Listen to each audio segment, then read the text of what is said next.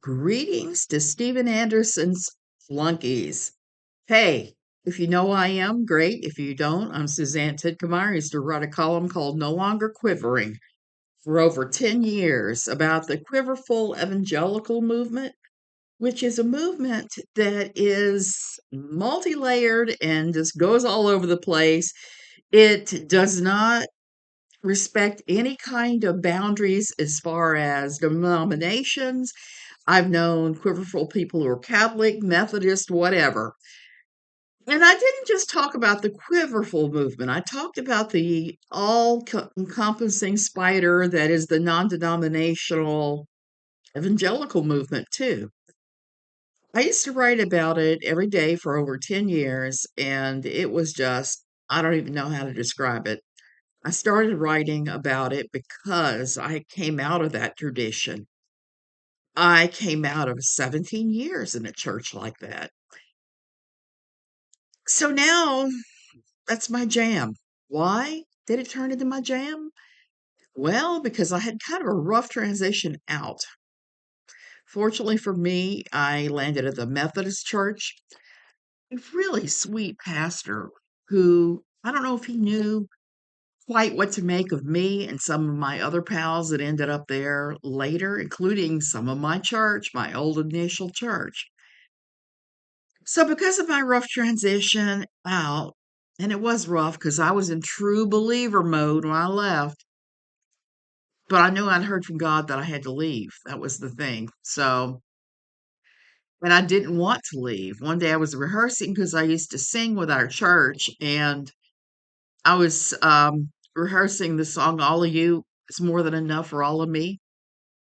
And I heard very distinctly, and, and I'll be all in, and I'll be enough of all of you for you, all of you, when you go to the Methodist church with your husband. And I was like, no, Lord, no, those Methodists are homosexual abortionists. Can't possibly go there. So there I went. So now you have the story, the little version of the story with the little L, okay? And I went and I haven't looked back. Or I have looked back bizarrely at times. I'm still working on my book. I've had to edit it a number of times now. It's going to be called With Strange Fire. It's going to be about those years because so much crazy stuff went down, right down to us being sent off to an exorcist at one point. Also, I saw an exorcism they did on a teenage boy during a teen lock-in because I was involved with teen worship team and with teen ministry sometimes. And saw a lot of crazy stuff go down. Sure enough, crazy. I don't mean slightly crazy. Sure enough, crazy. Every time I get interviewed by a documentary crew, occasionally I see somebody get really shocked by what comes out of my mouth when I start telling them the stories from the old church. So that's where the book is coming from. There's a few things I've had to change.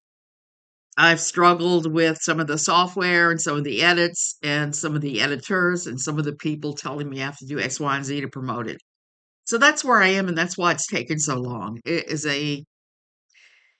is not a sprint, it is a marathon, apparently. And I'm close to the end now, I think, finally. So what does that have to do with it today? Just a little bit. What do I want to talk about today? I want to talk about Steven Anderson's followers, not Steven, but his followers. Let me just say, I've been at this a long time. There are certain people that when you talk about them, and these are just my opinions. Let me throw that out there. There are certain groups that when you speak about them in any way, shape, or form, they reach out with threats. And I have been through that enough times before. Um, I wrote about the Carol Ann Cole case. Carol Ann Cole cold case. Say that 10 times rapidly. I have a book about that too that I've written that I've not released because I wrote like 25 different articles about the case because it was a case that seemed like it had something to do with the independent fundamentalist Baptist troubled teen homes. During that time, I got death threats too. And I had been warned when I first started looking at it that I would get death threats. And I just soldiered on. I did it. I even showed up down at the Louisiana archives to look at some of the documents that may have been related to this whole thing. So I did a deep dive. So when you do deep dives on stuff that there are people in power that don't want you to do a deep dive on, you will get threats. As a writer, you will get threats. And other groups that would do that would be Bethel Redding. They were notorious for that. Anytime I would talk about something just beyond the pale, crazy that was connected to Bethel Redding, and I knew Bethel Redding and their theology well because my old church was connected to Bethel Redding threats. The other one that is notorious for threats is the new Independent Fundamentalist Baptist, led by Stephen Anderson and his church, Faithful Word Baptist Church, all the Steadfast, and all these other stupid Baptist church names. I will say this, in light of everything that's been coming out lately, the abuse, there are pastors who have come out against Stephen and said that it's not biblical to beat your wife. And I gotta tell you, I appreciate that. Appreciate the heck out of that. That they would have the courage to stand up and say that stuff. Because there's a lot going on there now.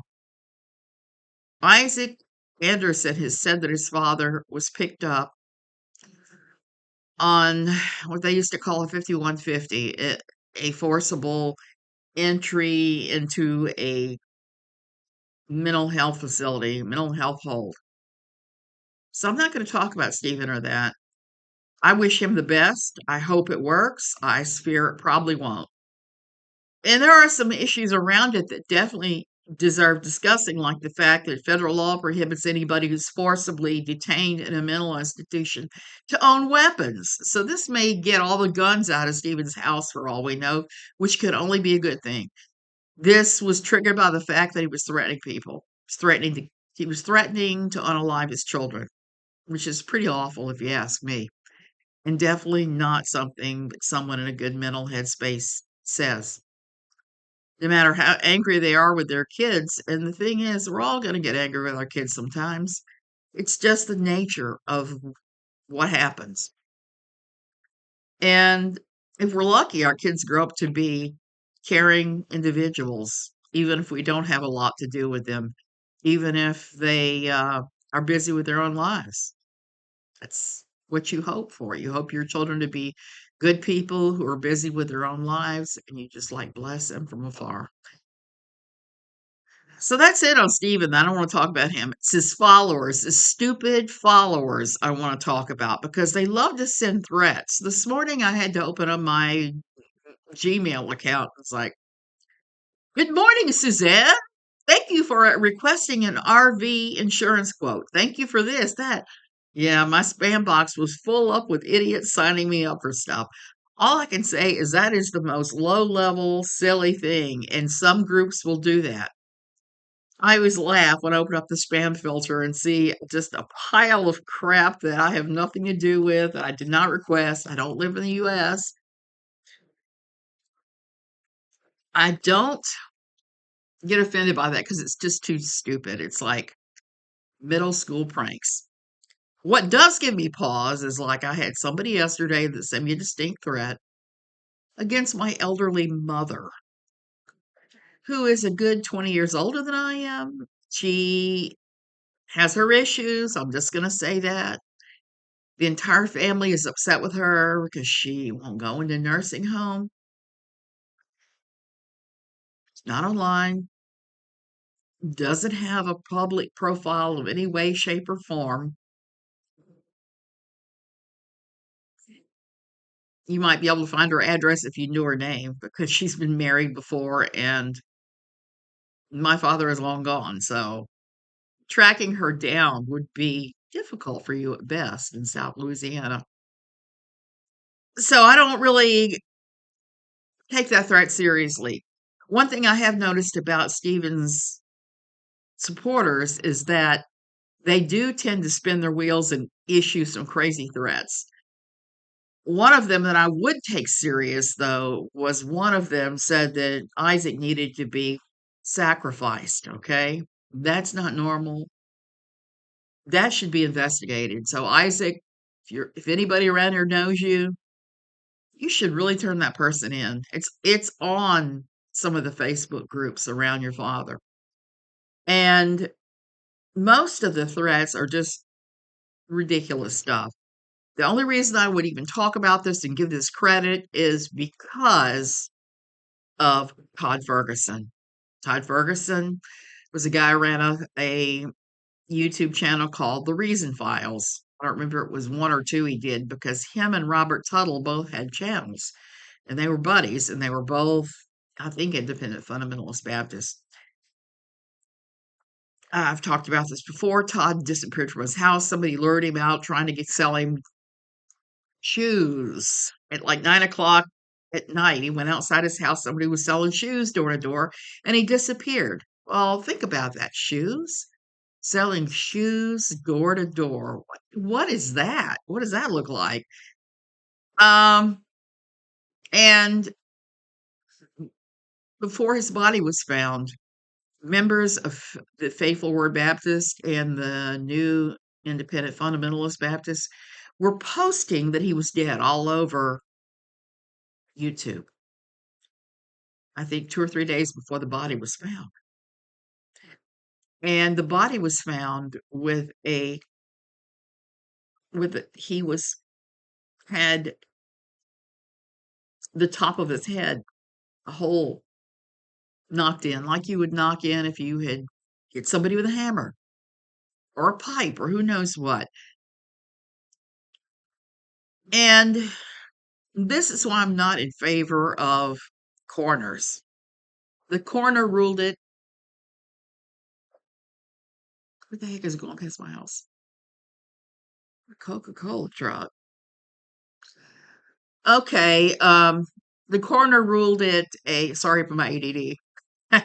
The coroner ruled it a natural death because the death was apparently a heart attack. It said that the wound happened when he fell down. Bunk. I believe that a crazed Anderson follower killed Todd Ferguson, and you will never shake my belief in that. So that's where we are. One dead guy, a whole lot of threats, and more threats now than ever before. And not just me, I know a ton of people have gotten threats, including the children, including anybody who's talked about this, guys like Dead Domain, other YouTubers, all threats galore from Faithful Word Baptist. So this is what I'd like to say to everybody getting threats. Do not go outside to buy shoes at 9 o'clock at night. I live overseas. I live behind a 10-foot wall with broken glass at the top. My house is armed with motion detectors, cameras, an alarm system. Um, an alarm system. Think about that one for a minute. Think about the gated part. Think about all of that. Think about having to fly to Costa Rica and having to have the money to put up to rent a car. It's $1,000 deposit to rent a car here. Not to mention you have to buy the mandatory insurance. It can be anywhere from $35 to $60 a day on top of the rental. Think about the fact that this place is 10,000 little villages around here. And I'm going to give you guys a head start if you're coming to shave my head like you keep threatening to do. That's an old threat they do, but they sometimes will still say that. Okay. If you head as far north as Cabo Velas, hit the Cabo Velas airport, you've gone too far north. If you somehow end up on Playa Junquial, you've gone too far south. If you end up in the whorehouse, you've gone too far east. If you end up in the ocean, you're too far west. And good luck with that. There are no directions here. It's very difficult to get, um, oh, what do you call it? Maps to work here. And a lot of streets don't even have names. When you go to ask somebody directions here, if you know where something is, you know the address, the vague address. Because many times our addresses here are like 20 meters to the airport runway, 50 meters to crossroad, whatever. And many times the locals navigate by things like, and I've heard this. Oh, how do you get to Pancho Villa's tire repair and sushi? And there is a tire repair and sushi place here. It's on the road to Brasilino. Let's say turn right where the horse died 3 years ago. Then drive by my buddy Jose's house. Jose has a blue house. Turn left, turn right again. Go through this gate, go past these three trees that look like amigos hugging. So the directions are bizarre and they're weird, and the MapQuest or whatever map program you use, Google Maps, Apple Maps, frequently wrong here. I remember one time we were here and they tried to send us on a 9-hour turnaround to go to R&R. And I knew it was only a 3-hour drive from looking at the actual paper maps. Okay. So none of that stuff works here. It's really hard to find people here. And if you found somebody that knew me, oh, yeah, I know Suzanne, you're going to get those vague, the horse died, turn where the horse died directions. I have a lot of friends here and very few enemies. So you're going to be out of luck if you come here trying to shave my head. So go ahead and issue your worst threats.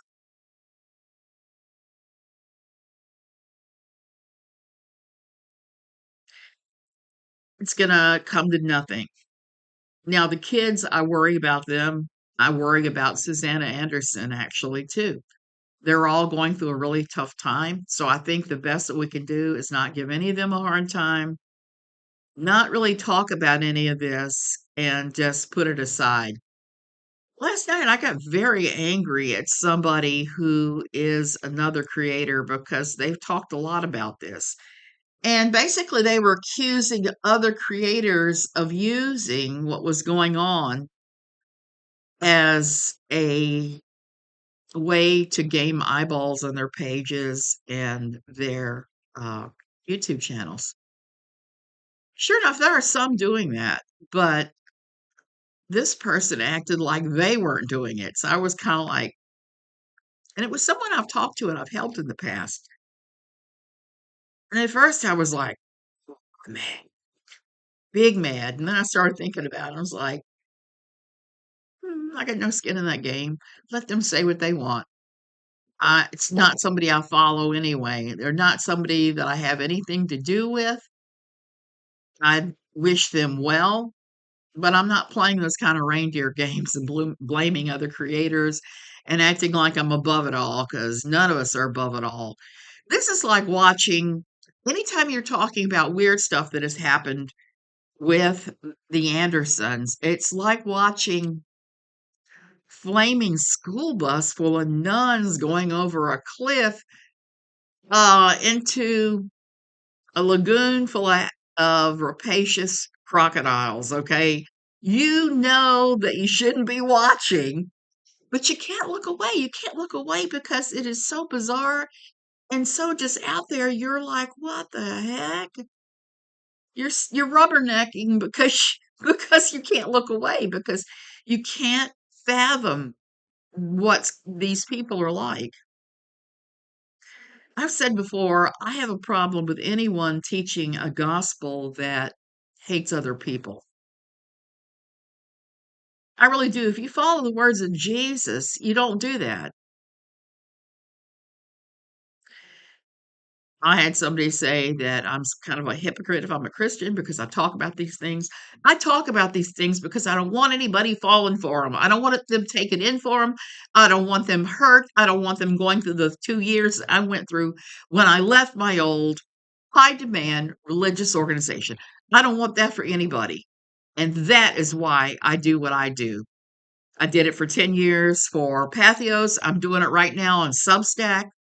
I started pulling up all my old Anderson articles on Pathos and reposting them on my Substack because I want the word to spread to avoid getting pulled in. I know how easy it is to get pulled into these groups and how hard it is to get out and how hard it is to change what's going on in here. You can be completely out of that group and have all the group think in here, all of it. And it takes some very hard work to get the group think out of there and fix your brain. Once you do that, you know you're free from it all. But kind of look at what I do as standing in front of a ravine that had a bridge over it. So the bridge is out. It's dark. There's there's rain pouring down. And visibility is limited, and I'm out there with a road flare trying to warn people that the bridge is gone. The bridge is gone. Because if they don't heed me and nobody else is out there, they're going to go over the road and land in the ravine and possibly die. Because this kind of theology does have a body count. I talk about that in my book. We had so many people, and even leadership saying that you shouldn't go to the doctor. You should only pray for things. You should pray for God to heal you, a la Bethel Redding. And we've seen how well that's worked out there and how it doesn't always work out the way they want it to. They have a death raising team on their website, of all things. They pray for people to be raised from the dead. I used to believe that way. Shoot, when my stepfather died, I went over and prayed over him in the casket to come out, even though I didn't like him at all. I thought he was kind of a jerk because I could see how bad it was hurting my mother that he was gone. So I believed that way too for a long, long, long, long while. And my goodness, I could tell you the body count of people I know on my old church that are now dead because they did that. I think the worst one, the one that I cried the hardest over, was my good friend Kathy, who skipped all kinds of preventative medicine. She would not go to have mammograms, CPAP, not CPAP, what am I saying? Pap smears. She wouldn't go have the one where they run your blood and they listen to your heart and all of that. Now, I have mastocytosis, so I don't get that option. I'm in the doctor's office a fair amount for a variety of hellaciously stupid things to do with my stupid body that are created by the fact that I have an immune disorder that I've had my entire life but got worse after I went through menopause. I don't have that option. Well, Kathy did not do any of that. And I struggled with that at the old church because even then I was having such bad problems with my lifelong asthma, and they were telling me to avoid taking the drugs and just don't confess the symptoms. Well, not being able to breathe is a pretty bad symptom. Okay. So I was sneaking my drugs and my doctor's appointments when I tried it their way and nothing happened. Okay. So Kathy skipped all of the preventative things we can do to keep ourselves happy. She started having headaches. And this is long after I knew her. This filtered through to me for the few people that I am still friends with from my old faith world. Kathy only went to the emergency room when the headache got too much to take. They discovered that she had uterine cancer and it had gone everywhere. It was in her brain, it was in her bones, and she had weeks to live. That is what I mean when I say that this kind of theology, this kind of they're making it up as they're going along theology that's not rooted in Christ, has a body count. It has a genuine body count. Um, And sure enough, she did die. But she spent that 2 weeks going from ministry to ministry to ministry trying to get supernatural healing before finally giving in the last few days. She was in hospice, saying her goodbyes to her daughters and her grandchildren. I think that's tragic. That's a tragic story that did not have to end that way. If she had been having regular physical examinations, pap smears, chances are good that they could have caught this in a much earlier stage, and she might still be here. Her husband did what everybody does in these high demand religious organizations when the wife dies. They just get a younger, newer, bouncier, cool girl model. That's it. They don't bother living as widowers or whatever. They get themselves another handmaid as soon as possible.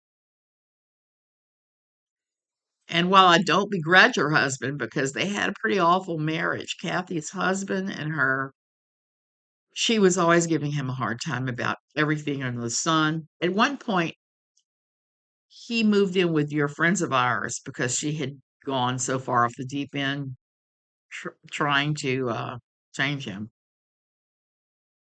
And trying to change anybody else is a mug's game. It's a fool's game. You can't change anybody else. The only person you can change is the one you're looking at in the mirror. That's it. That is it. And we waste a lot of energy trying to change our spouses or whatever. And I saw in my old high demand religious organization that so many of these women had very unhappy marriages. They were doing everything under the sun they could to try to change their spouse. It wasn't working. They were practicing crazy radical submission. And it was taught that if you did that, it would honor your husband. Your husband would be changed by God because God would be honoring your submission.